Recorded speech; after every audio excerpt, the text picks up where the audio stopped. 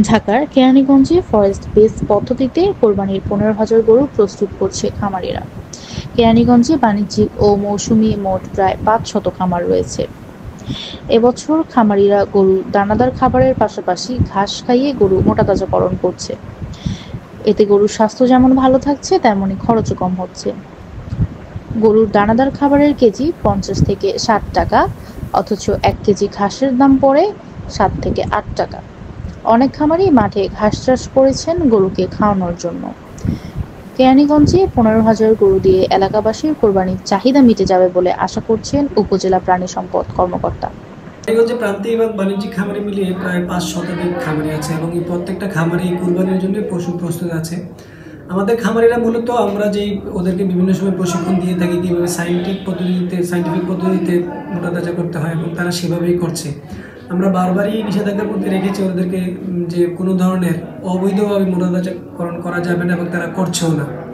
আমাদের যে উৎপাদন, আমাদের কেরানীগঞ্জের যে স্থায়ী বাসিন্দা, স্থায়ী আবাসী আছে যারা, তাদের চাহিদা মেটাতে সক্ষম। তবে ঢাকা থেকে আপনারা জানেন যে ঢাকা থেকে অনেক ভাসমান ক্রেতা এখানে আসে কেরানীগঞ্জ, যেহেতু ঢাকার পার্শ্ববর্তী এবং এখানে অনেক ভাসমান লোক থাকে, তাদের হিসাবটা মেলানো কঠিন। আর আমরা আশা করছি যে এবারের যে কুরবানি আমরা দেশীয় চাহিদার মধ্যে এটা মেটাতে সক্ষম হবো এবং কেরানীগঞ্জ তো অবশ্যই। খামারের রাখালরা জানান, সকালে তারা গরুর গোবর পরিষ্কার করেন, পরে তারা গরুকে দানাদার খাবার ভুট্টা, গম বা ছোলা দেয়। আমরা সকাল ৮টায় ডিউটিতে আসি। ডিউটিতে আসি প্রথম ঘাস কাটি, ঘাস কাটার পর গরুকে খাবার টাবার দিয়ে এরপরে তারা গরুকে ঘাস খেতে দেয়। সকাল ১১টার দিকে গরু গোসল করায়, পরে গরু রেস্টে যায়। তারপর ৩টা বাজে আবার দেখা যায়, ৩টা ৪টা বাজে আমরা গরু দানাদার খাবার দিই, ঘাস দিই, আবার গোসল করাই দিই এবং সারাদিন আমাদের মনে করেন সে পরিষ্কার রাখার জন্য সুব্যবস্থা করি। খামারের অবস্থানরত পশু ডাক্তার অ্যাসিস্ট্যান্টরা জানান, গরু সাধারণত মাঝে মধ্যে জ্বর হয়। জ্বর হলে তারা উপজেলা প্রাণী সম্পদ কর্মকর্তাকে জানান, তিনি ডাক্তার পাঠিয়ে পশুর চিকিৎসা দিয়ে থাকেন।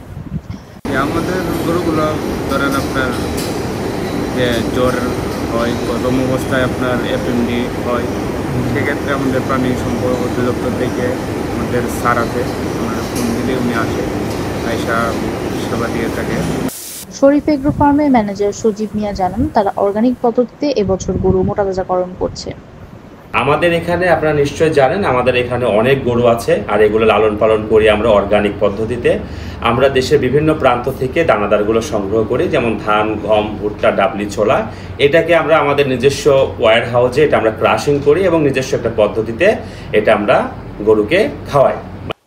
এতে তাদের গরুর খাবারের খরচা আগের চেয়ে অনেক কমে গেছে। তিনি আরও জানান, তাদের ফার্মের ৬০% গরু বিক্রি হয়ে গেছে। আমরা শরীফ এগ্রোভেট ২০২৫ সালের ঈদুল আজহাকে কেন্দ্র করে ১,০০০ গরু আমরা মোটাতাজাকরণ করেছি। আপনারা নিশ্চয়ই জানেন যে আমরা বিগত বছর কিন্তু ৩,০০০ ছিল আমাদের গরু এবং আমরা 100% এখান থেকে সোল্ড করেছিলাম। এর আগের বছর ছিল ২,০০০, ঠিক সেইবারও আমরা 100% সোল্ড করেছিলাম। এবার যেহেতু দেশের পরিস্থিতির কথা চিন্তা করে আমরা এবার গরুর কোয়ান্টিটিটা একটু কমাইছি, আগামীতে আশা করি আমরা আবার বাড়াবো। তো এইবার কিন্তু আমরা মোটামুটি আমাদের ১,০০০-এর মধ্যে প্রায় 60%-এর মধ্যে অলরেডি সোল্ড হয়ে গেছে। সুমাইয়া রহমান, নিউজ ডেস্ক, সমাজের চোখ।